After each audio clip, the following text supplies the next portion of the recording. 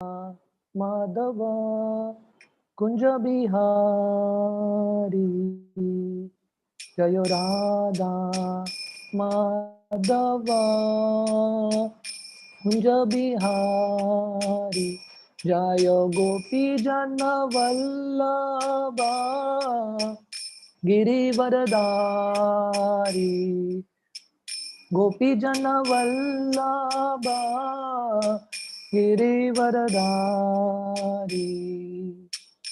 यशोदानंदन व्रज जनरंजन यशोदानंदन व्रज जनरंजन जमुना तीरा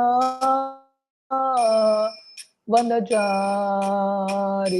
जमुना तीरा वनचारी जयो राधा माधव कुंज बिहारी जयो राधा माधव कुंज बिहारी जयो गोपी जन वल्लभा गिरिवरदारी यशोदानंदन व्रज जनरंजन यशोदानंदन व्रज जनरंजन जमुना तीरा वनचारी जमुना तीरा वनचारी जयो राधा माधव कुंज बिहारी जयो राधा माधव कुंज बिहारी हरे कृष्णा कृष्णा कृष्णा हरे हरे हरे राम राम राम हरे हरे हरे कृष्णा कृष्णा कृष्णा हरे हरे हरे राम राम राम हरे हरे हरे कृष्णा कृष्णा कृष्णा हरे हरे हरे राम राम राम हरे हरे हरे कृष्णा कृष्णा कृष्णा हरे हरे हरे राम राम राम हरे हरे जय जगन्नाथ बलदेवा मय सुभद्रा जयो राधा गोपीनाथ राधे जयो गौरानिताय जयो गौरानिताय जयो प्रभुपदा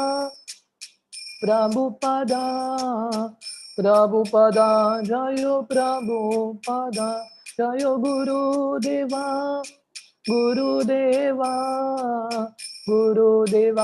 जयो गुरुदेवा निताय गौर हरि बोल निताय गौर निताय गौर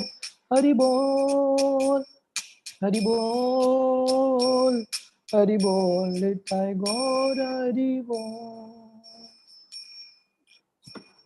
हरि नाम संकीर्तन की जय। ओम अज्ञानतिमिरन्धस्य ज्ञानाञ्जनशलाकया चक्षुरुन्मिलितं येन तस्मै श्रीगुरवे नमः।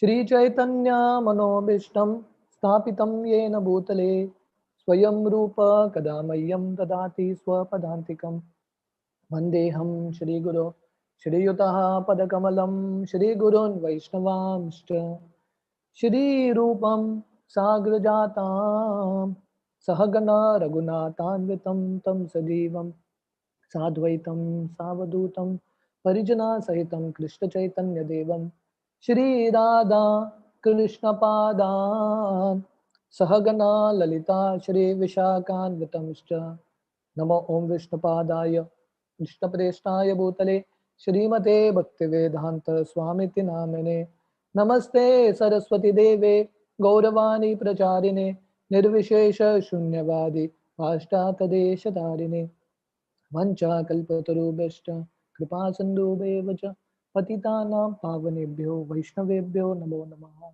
जय श्री कृष्ण चैतन्य प्रभु नित्यानंद श्री अद्वैत गदाधर श्रीवासादि गौर भक्त वृंदा हरे Krishna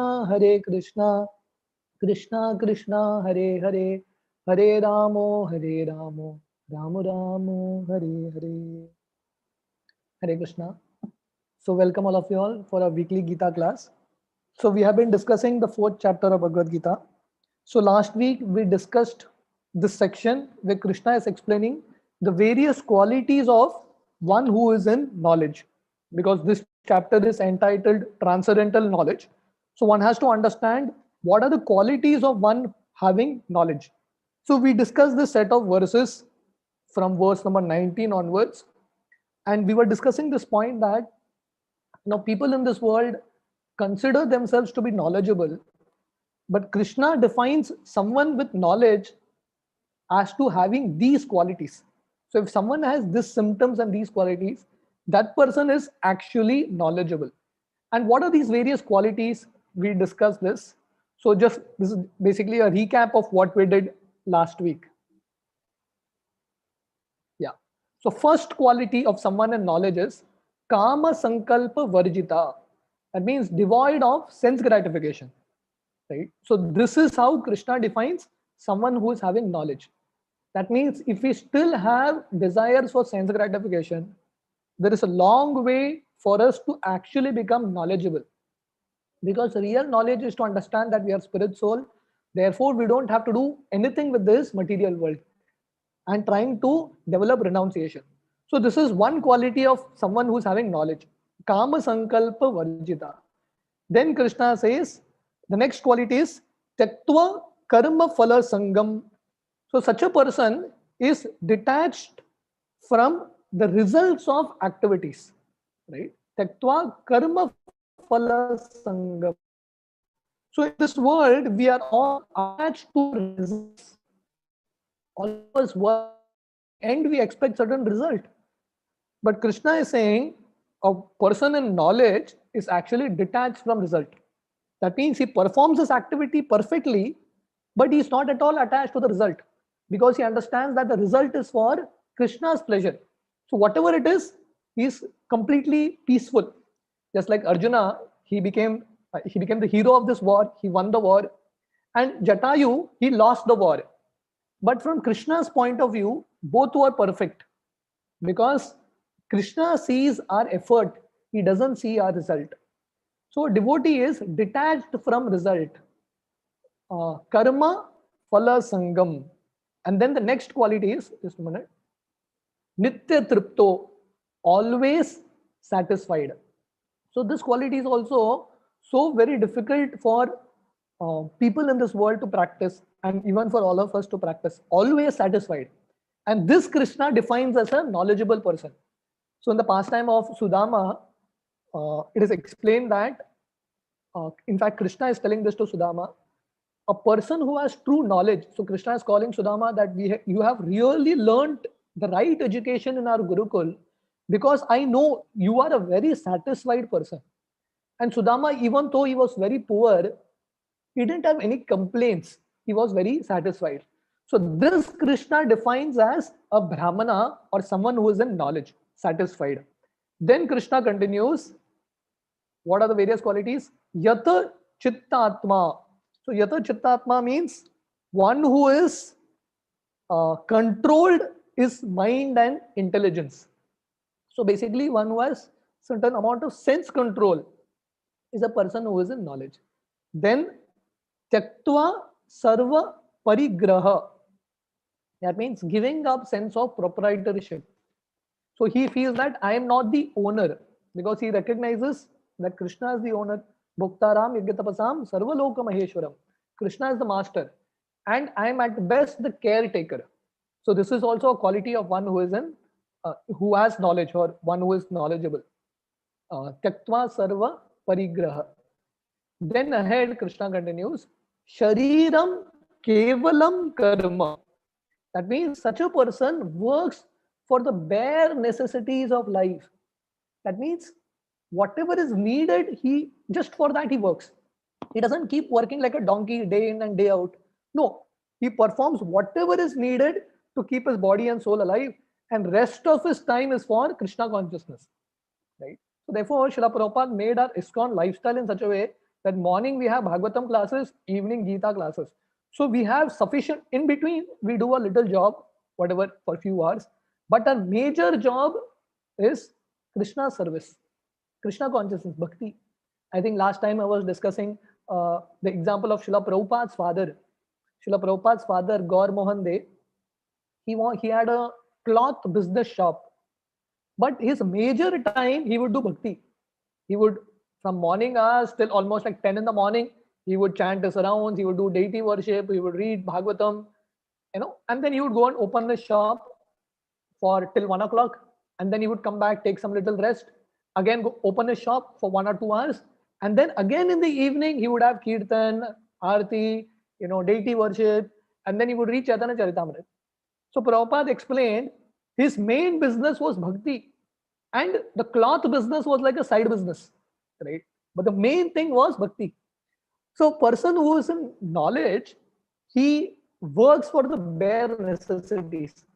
He doesn't get into this grind of working hard, day in and day out, struggling, and no time for bhakti. So this is complete foolishness. So Maya tries to fool us, right, with a carrot of material enjoyment, and we don't have time. So devotee reduces his necessities and then focuses on bhakti to Krishna. So this is the next quality of one who is in knowledge. Shariram kevalam karma. And then yadrichaya labha santushto. That means satisfied with gain which comes on its own. So just like difficulties, problems come on their own. We don't welcome them. I mean, we don't even want them. We don't even plan for them. They come. So similarly, material happiness and gain will come on its own. So whatever comes, a devotee is satisfied. So satisfaction is something that is very, very important, not to complicate our life. So that is why Rupa Goswami explained 6 things that destroy bhakti. And out of that, 2 things are atyahar and prayas, collecting too much and endeavoring too much. So collection, we should not collect too much also. And we should not endeavor too much. Keep it simple.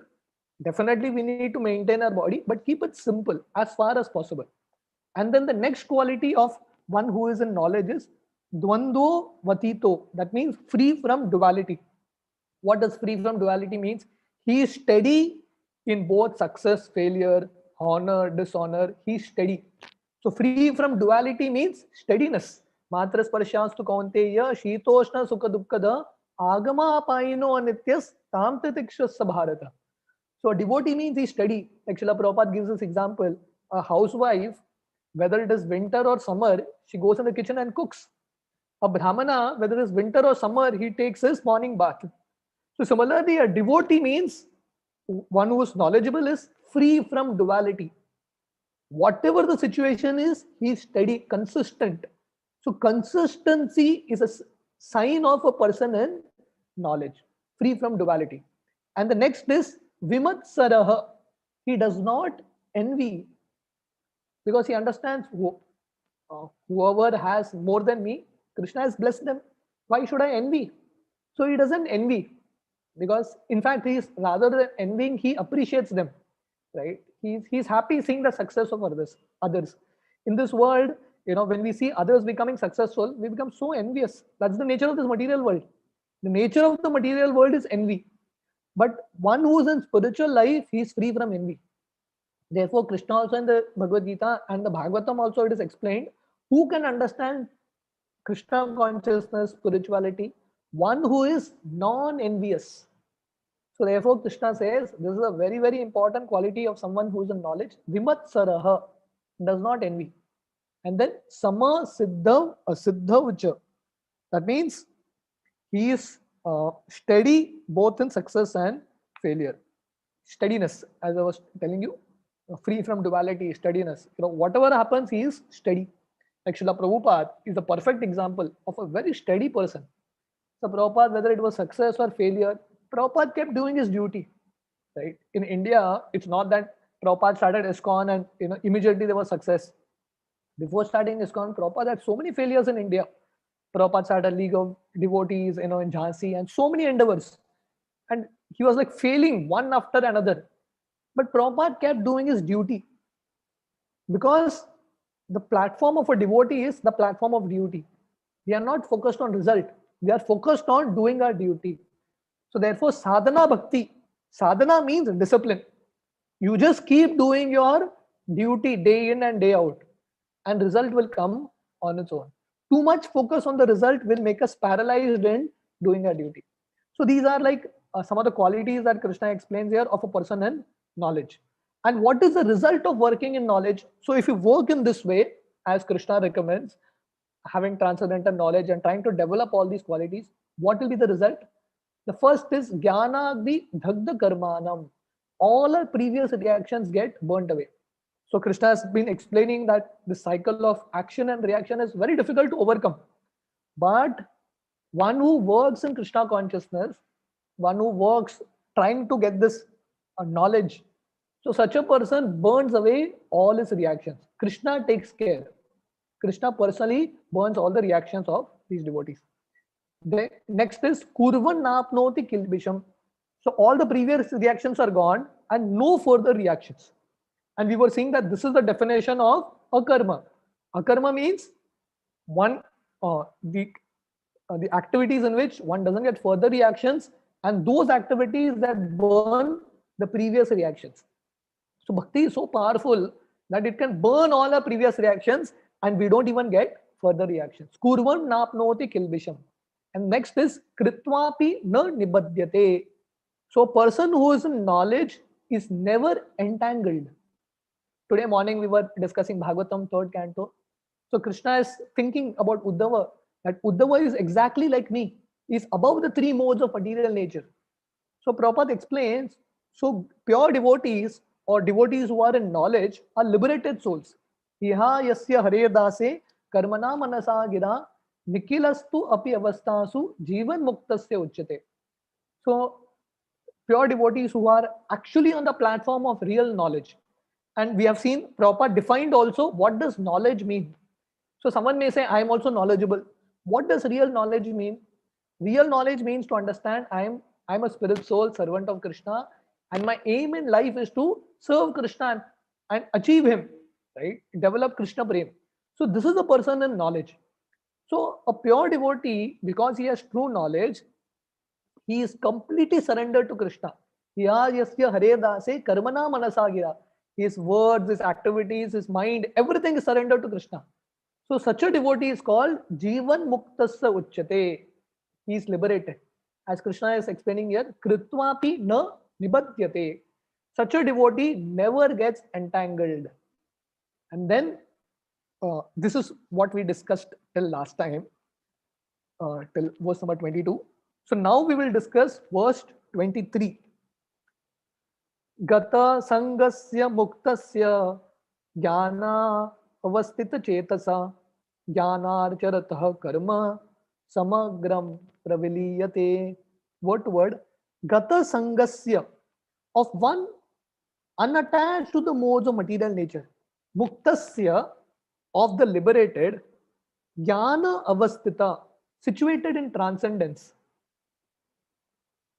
Okay, and then Chetasa, whose wisdom, Yajnaya, for the sake of Yajna Krishna, Acharatah, acting, Karma, work, Samagram, in total, Praviliyate, merges entirely. The work of a man who is unattached to the modes of material nature and who is fully satisfied in transcendental knowledge merges entirely into transcendence. So what is the actual result of acting on this platform of Krishna consciousness? Gata sangasya muktasya. So first of all, he becomes liberated, and then samagram praviliyate. Samagram praviliyate means everything becomes merged in transcendence. So that means for such a devotee, everything becomes spiritual. He becomes spiritual, his work becomes spiritual, everything becomes Krishnaized. So Prabhupada explains here the same point as I was telling you.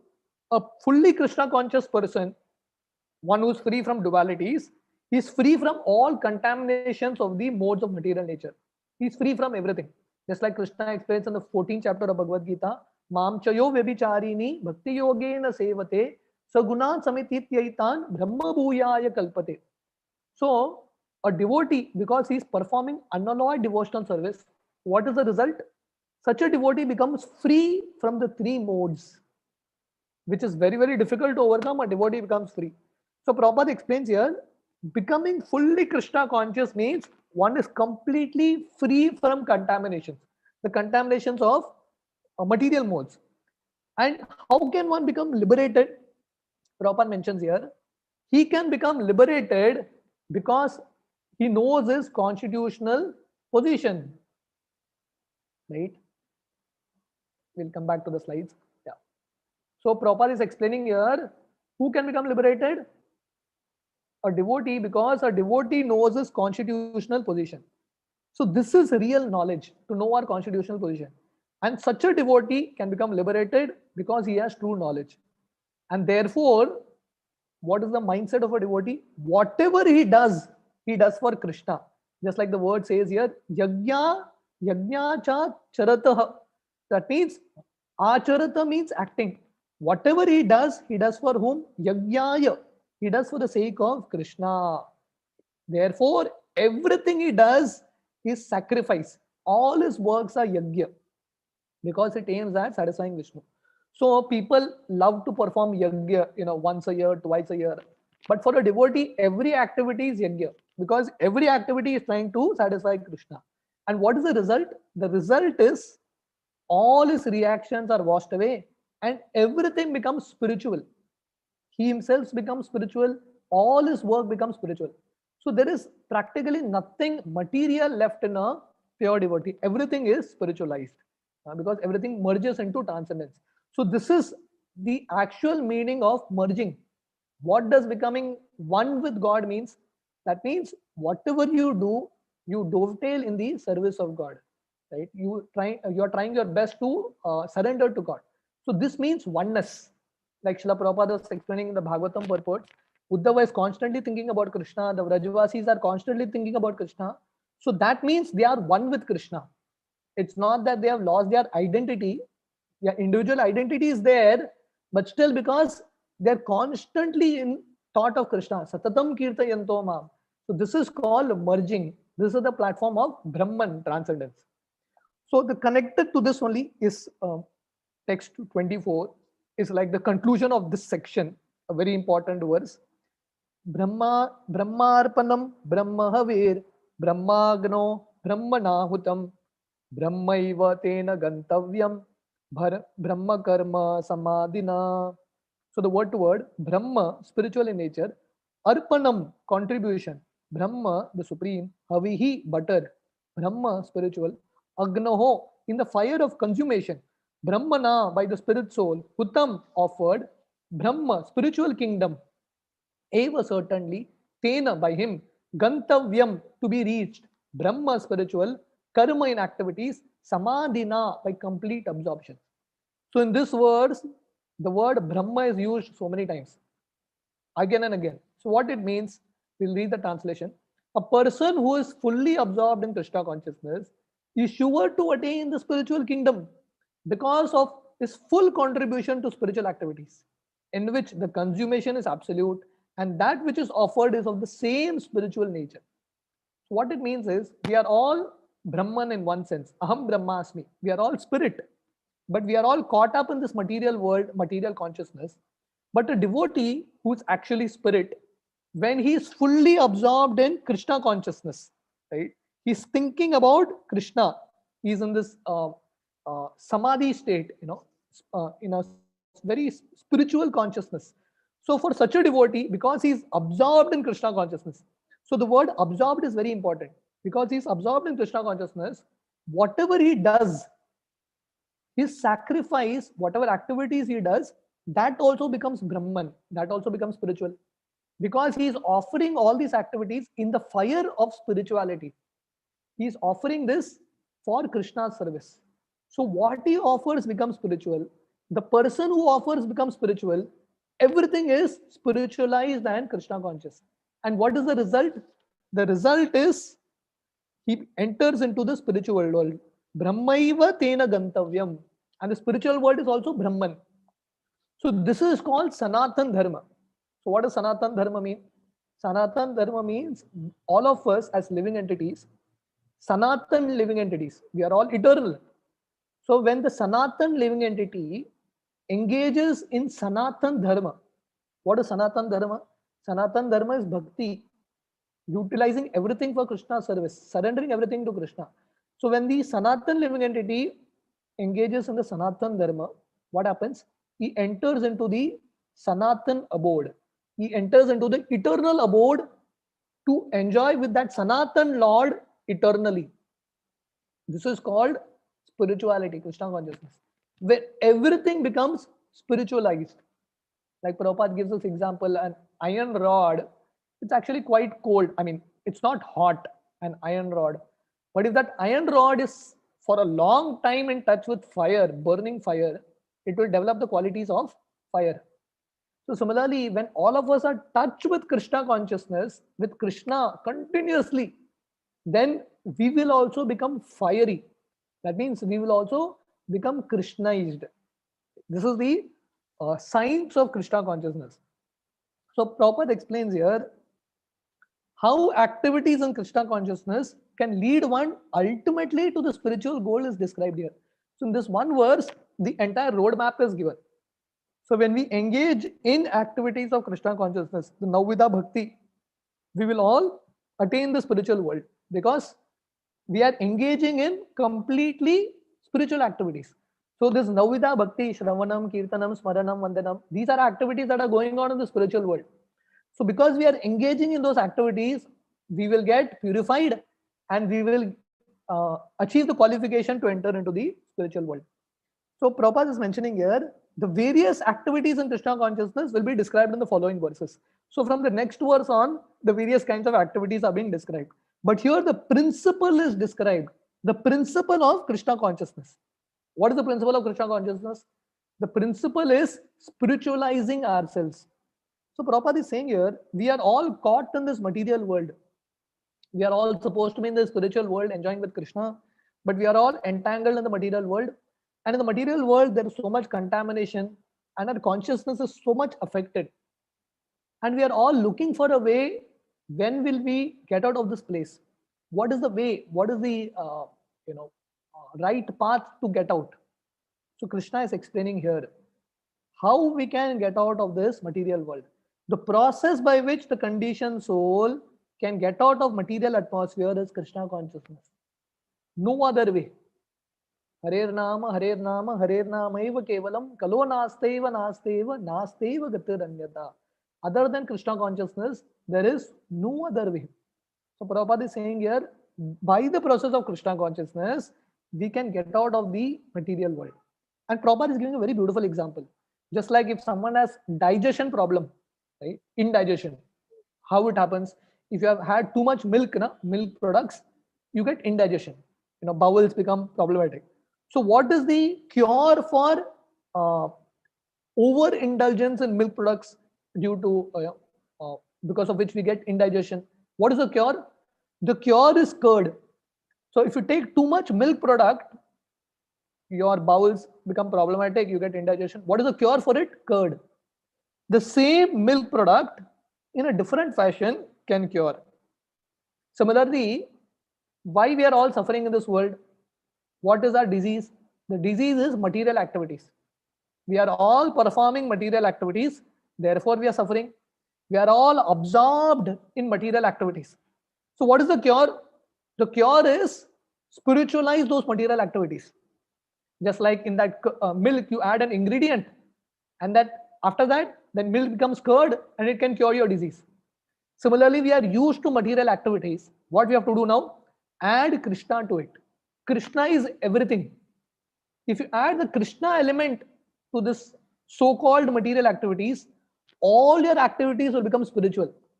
And the same material activities that cause you disease, material disease, suffering, the same material activities when become spiritualized will help you cure your disease.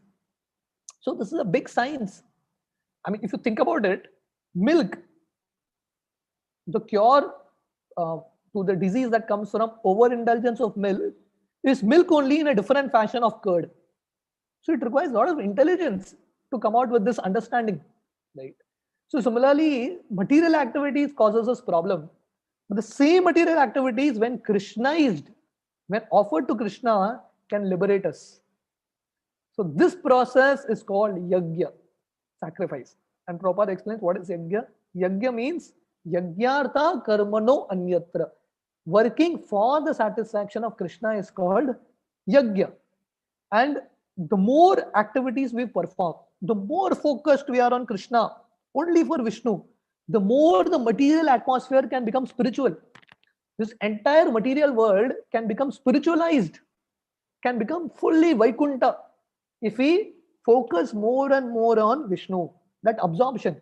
Right now, we have absorption in the material world. We are all absorbed completely, material world.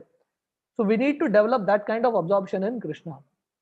Absorption is there, performance of activities is there, everything we are doing, but just the subject matter has to be changed. Right now the subject matter is my sense gratification. Right now the subject matter is Maya. We are doing everything for Maya. We have to do the same things, just change the subject matter. We have to put Krishna in place. So this is called spirituality. This is Krishna consciousness. And Prabhupada explains here, by doing this, what will happen? Everything will get spiritualized. And Prabhupada is making this point here. You see, what is material? Material is absence of Krishna. Actually, this material world also is connected to Krishna. But because we don't see that connection, we are seeing this material world independent of Krishna, that is Maya. So Maya means the consciousness, the illusion that this world is independent of Krishna. But when you see this world in connection with Krishna, this world is no longer Maya. The world becomes spiritual. It becomes Krishna conscious.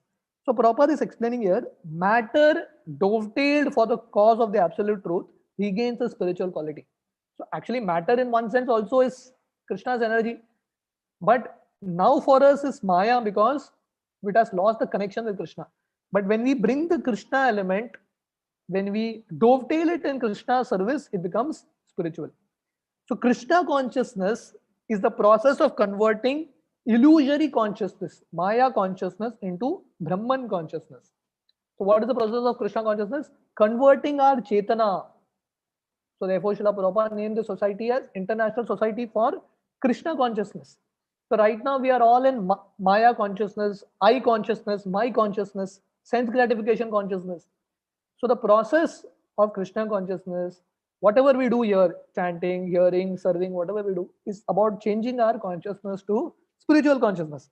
And as soon as we have that consciousness, we get entry into the spiritual world. And therefore, Krishna is telling here, for such a person, everything becomes Krishnaized. The devotee who's contributing, the contribution, the consumption, everything becomes absolute. And that is the method of Krishna consciousness. So this is one verse, but if you think about this verse, it's such a brilliant verse. The entire process of Krishna consciousness, right from the start till the perfection, is explained in one verse.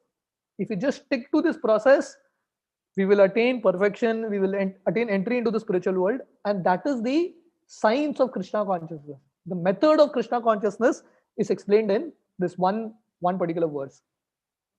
So now we will go to the next section. Uh, just give me a minute.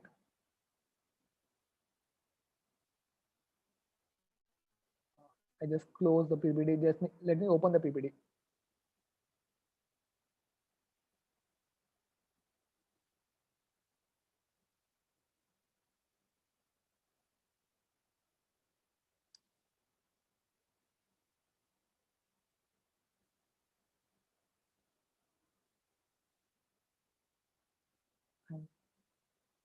Just a minute. Huh?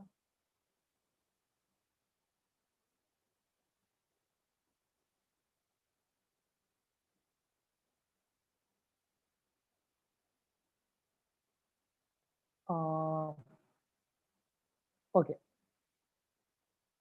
it's okay. We'll just continue like that. You know.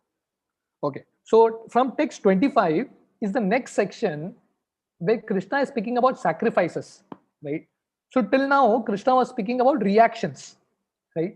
So if you all remember, the fourth chapter, the acronym for the fourth chapter was years, EARS, right? E refers to eternal education. We saw that verse number 1 to 10. Then was accurate understanding, I think 11 to 15. Then 16 to 24 was R, reactions, action and reactions, right? Now from 25, Krishna goes to the next section called sacrifice, S, sacrifice. So now the question may be, okay, we have understood Krishna consciousness is the greatest sacrifice, yajna. But there may be people who don't fit into this Krishna conscious sacrifice, but they want to sacrifice something. Are there options open for them? So Krishna is giving the options for such people. You see, not everyone will be able to understand or will want to take the highest path of Krishna consciousness. They may want to gradually go, or they may have their own desires and their own inclinations. So Krishna has kept path open for everyone so that gradually they can get connected. Someone may want to get connected to him straight, directly, fast. Someone may want to go through different channels. So Krishna has kept all the options open.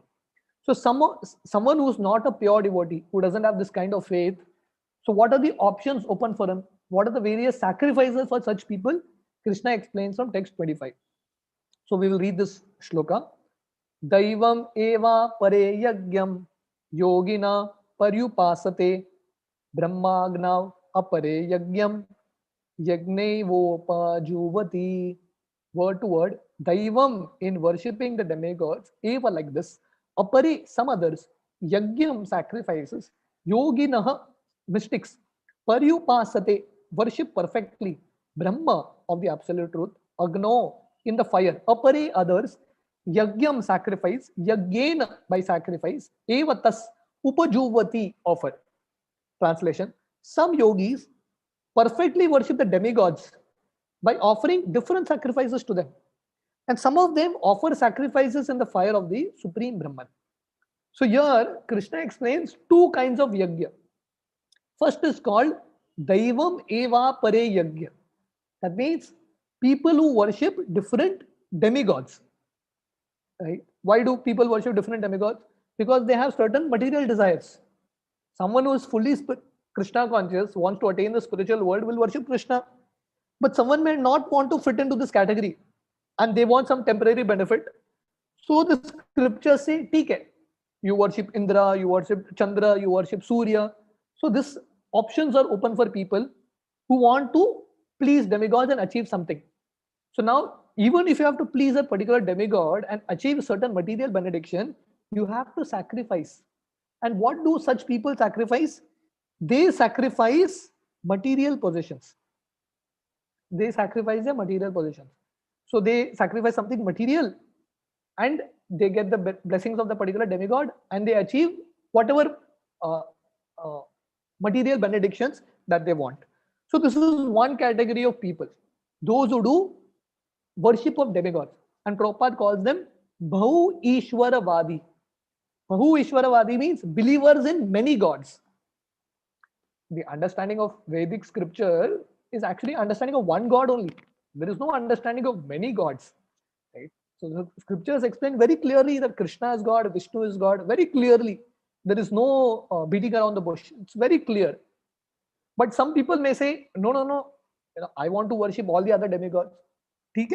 So these people are called Bahu Ishwaravadi, those who worship different gods. They have a whole list, Monday whom to worship, Tuesday whom to worship. So Krishna says, okay, you do it. At least but something better than nothing. Something is happening, gradually you will grow. So this is one category of people. The second category of people are those who sacrifice themselves, their individuality, in order to merge into Brahma Jyoti. So the first people sacrifice material things to demigods in order to attain heavenly planets some enjoyment. The next category people are Gyanis. The first category, those who worship demigods are called Karma Kandis. Those who worship Brahma Jyoti are called Gyanis. And what they do, they sacrifice their individuality. They try to finish themselves and merge into Brahma Jyoti because they are fed up of individuality. So they feel that because I have this individuality, I have to suffer. So let me end my individuality. It's just like if you have a headache, what do? Generally, you will take some medicine to get free of headache. But what do these people do? You have a headache, cut your head only, problem solved. This is what they feel.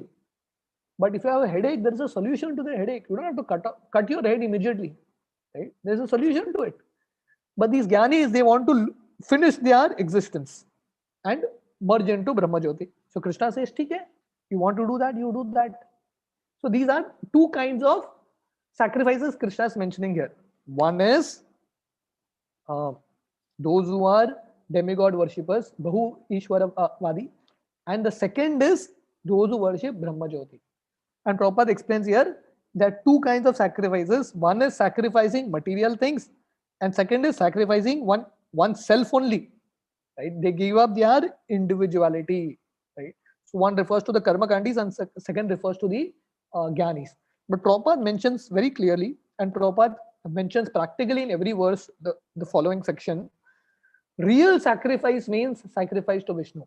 Even though Krishna is mentioning all these, but what is real sacrifice? Krishna has mentioned in the previous verse, text 24. Brahmana arpanam, Brahma avir, Brahmagno, Brahmana utam, Brahmaiva tena gantavyam, Brahma karma samadhina. So this is real sacrifice, where a Krishna conscious devotee sacrifices for Vishnu. So actual sacrifice, the actual meaning of the word yajna refers only to Vishnu.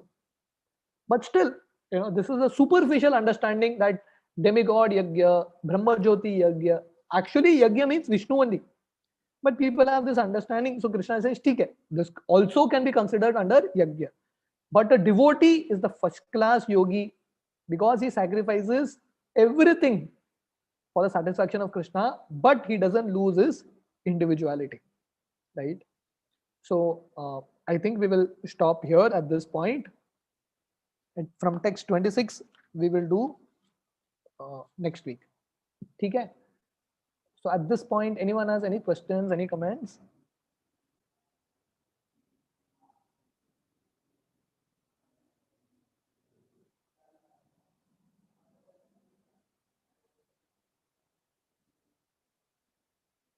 Any questions, any comments? If not, we will stop for today.